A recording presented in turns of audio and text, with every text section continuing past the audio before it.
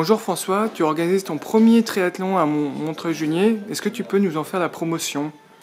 Oui, donc c'est la première année là, avec le club Angers Triathlon qu'on organise le triathlon de Montreuil-Juigné, donc le 3 juillet, qui a lieu dimanche du coup.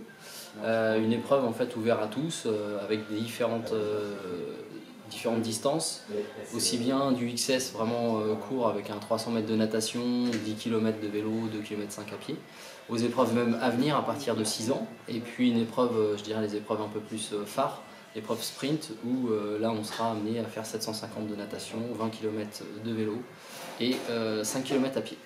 Voilà, donc c'est dimanche pour la première édition. Et comment ça t'est venu, cette idée d'organiser ton premier triathlon?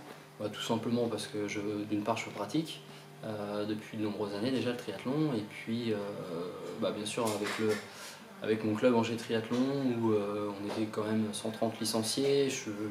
Pour moi je trouvais que c'était pas tout à fait normal qu'on n'ait pas d'organisation à nous, même si on est support en fait on aide un petit peu d'autres orgas des fois, notamment on amène un peu de bénévoles au triathlon de Villevêque. Mais là c'est vrai qu'une organisation propre Angers Triathlon c'était intéressant, donc j'ai proposé ça un peu aux membres du club, le club a suivi, a répondu positivement. Et puis après pourquoi le lieu de Montreuil-Juigné, parce qu'en fait on s'entraîne assez souvent par là-bas au niveau de la natation, en eau libre, c'est plutôt pas mal. On a proposé le projet à la municipalité qui a tout de suite été partante et mis le moteur là-dessus et nous a accueillis les bras ouverts, donc du coup on a foncé sur le truc. Donc là ça va être notre première édition, donc tout a été à faire cette année, donc un peu de boulot. Donc là on espère avoir un bon résultat dimanche, notamment avec une belle épreuve, quoi. Et au niveau du parcours, est-ce qu'il y aura des difficultés ou pas? Alors la natation se fait dans la Mayenne, donc du coup par contre la natation va être belle, avec une bonne visibilité pour les spectateurs, très large pour les athlètes, pour les nageurs, donc du coup ça c'est vrai que c'est plutôt agréable, avec par contre une particularité, donc un départ avec le courant favorable, un retour contre-courant qui sera d'ailleurs un peu plus long, le retour sera un peu plus long que l'aller.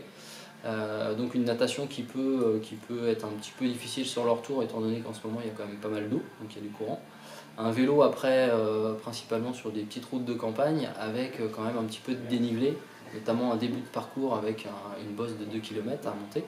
Et puis après un parcours assez roulant sur une nationale, et puis après on retombe sur un petit chemin avec une belle bosse, et un retour par contre très roulant, où je pense que les premiers vont atteindre 70 km/h à un moment dans une descente. Et puis après, donc retour sur la base de kayak là, au niveau du parc à vélo, et on part pour 2 tours à pied avec une belle petite bosse de 300 mètres à 10% aussi qui fera, je pense, un peu mal aux pattes, aux jambes, à monter 2 fois. Donc un parcours qui est plutôt plaisant, je pense que les spécialistes triathlon vont apprécier, et pour moi je pense que ce sera un costaud qui va gagner. Et tu attends combien de participants à l'épreuve? Donc là, alors, les inscriptions internet sont closes depuis hier soir 18h. On était, toutes courses confondues, on était un peu plus de 300. Donc c'est un objectif quand on a monté le projet, est un peu en dessous de ce qu'on estimait, mais bon, étant donné qu'on a de la concurrence sur d'autres épreuves qui ont lieu le même jour, avec un sélectif France Aquathlon qui a lieu aux Herbiers, et puis Triathlon du Mans aussi qui a lieu le même week-end, c'est vrai qu'on a peu attiré de concurrents hors département. Mais par contre, les concurrents du secteur ont plutôt adhéré au projet. Et au final, à 300 pour le moment, donc on espère avoir un peu d'inscription sur place. Grosso modo, je pense qu'on peut tabler quasiment sur 350 coureurs. Pour une première édition, c'est très bien. Et puis je pense qu'il faut qu'on lance la manifestation. Et puis par la suite, je pense que l'année prochaine, ça pourrait monter en puissance, quoi. Est-ce que tu auras des têtes d'affiche? Alors tête d'affiche, c'est pareil en fait, par mon réseau j'en ai contacté quelques-unes qui avaient d'autres obligations ailleurs avec des sélectifs, des choses comme ça, mais je peux déjà annoncer qu'on a un champion de France dans la course, champion de France de duathlon, mais champion de France 2015 de espoir, et puis champion de France 2016 cette année, qui est pas manchot en triathlon, puisque son point faible ça reste la natation, mais je pense qu'une fois qu'il sera sorti de l'eau, il devrait faire pas mal il devrait remonter rapidement aux avant-postes. Et puis donc c'est Théo Péan qui était chez nous jusqu'à l'année dernière, qui est parti pour un gros club à Gonfreville.